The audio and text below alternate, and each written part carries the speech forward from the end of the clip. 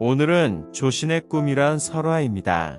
신라의 승려 조신은 본디 3달 사이에 있었는데 절에 장원이 명주에 있었으므로 파견되어 장원을 관리하였다. 어느 날 명주 태수 김은의 딸이 절에 불공을 드리러 왔다.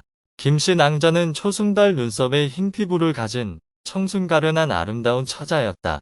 조신은 김은의 딸을 보고 한눈에 반하여 사모하게 되었다. 어찌하여 제 마음속 깊이 들어오셨나요?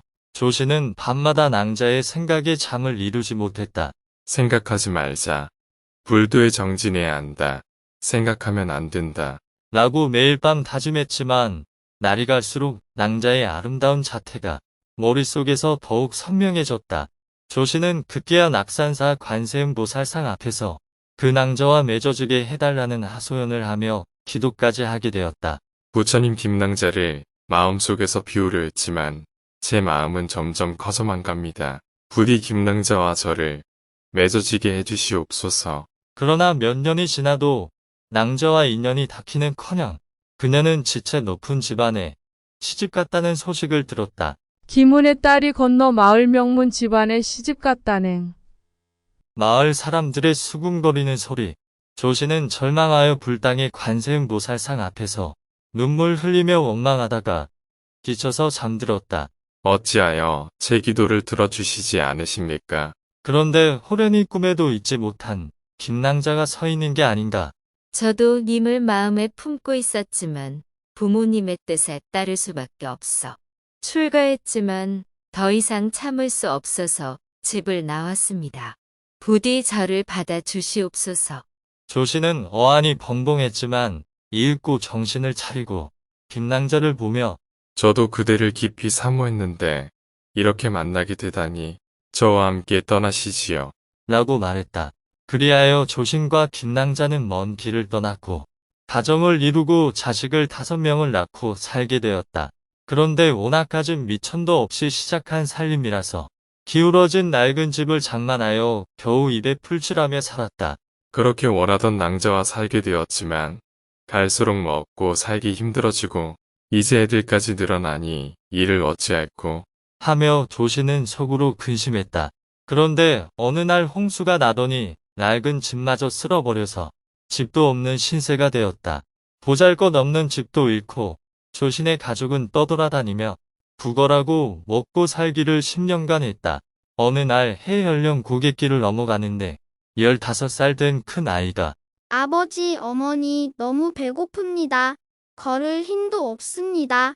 언제 배불리 밥을 먹어보나요? 하며 굶주림과 병으로 결국 죽게 되어 부부는 통곡하며 신세한탄을 했다. 아이고, 가난한 부모 때문에 죄 없는 네가 벌써 가는구나. 부부는 아이를 고개에 묻었다. 그 뒤 남은 가족들이 유곡편에서 그걸로 겨우 하루하루 먹고 살았는데 부부는 벌써 늙고 쇠약해져서 구걸하는 것도 힘들게 되었다. 그러다 10살 된 딸이 마을에서 구걸하다가 개에게 발을 물려서 집으로 돌아왔다. 부부가 이 꼴을 보고 마음이 무너졌다. 부부는 함께 죽으려다. 이내 아내는 조용히 입을 열었다. 제가 당신을 처음 만났을 때는 젊고 아름다웠습니다. 밥 한 그릇도 서로 나누어 먹으며 벌써 50년, 긴 세월이 흘렀으니 참으로 깊은 인연입니다. 그러나 벌써 큰 아이도 잃고 딸마저 이 지경이 되었는데 제대로 아이들을 돌보지 못하니 무슨 소용이겠습니까? 이제는 늙고 보잘것 없어지니 제대로 빌어먹지도 못하고 사는 게 부끄럽게 그지없습니다. 어여쁜 얼굴과 빛나던 미소도 풀잎의 이슬처럼 사라지고 난초처럼 향기로운 우리의 언약도 바람에 흩어져 버렸습니다. 이제 와서 생각해보니 예전의 기쁜 마음이 근심의 시작이었습니다. 다 함께 굶주려 죽기보다는 서로 헤어져 상대방을 그리워함만 못할 것입니다. 헤어졌다 다시 만나는 것도 하늘의 명이니 이제 헤어집시다. 하는 것이었다. 부부는 아이들을 둘씩 데리고 헤어지기로 했다. 부부는 마지막 인사를 하고 떠나려는데 조신은 꿈에서 깨어났다. 이제까지 생시가 아니라 길고 긴 한바탕의 꿈이었던 것이다. 그리고 이미 한평생의 희노애락을 다 겪은 듯 조신의 머리카락과 수염이 새하얗게 새어버렸다. 자신 앞에 있는 관세음보살을 보기 부끄러웠던 조신은 꿈속에서 큰 아이를 묻은 곳에 가서 땅을 파보았더니 돌 미륵이 나왔다. 조신은 속세의 인생 무상을 깨닫고 미륵상을 절에 봉안하고 정토사를 세우고 불도에 전념했다. 속세의 인생사, 젊음과 아름다움도 한때이고 가난하면 아이들도 키우기 힘들어 결국 헤어진다는 결말이다.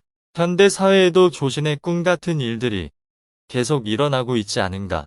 미륵보살은 조신의 꿈을 통해 인생의 희노애락을 겪게 하여 속세의 인연이 덧없음을 일깨워주고 있다. 오늘도 꿀잠 자요.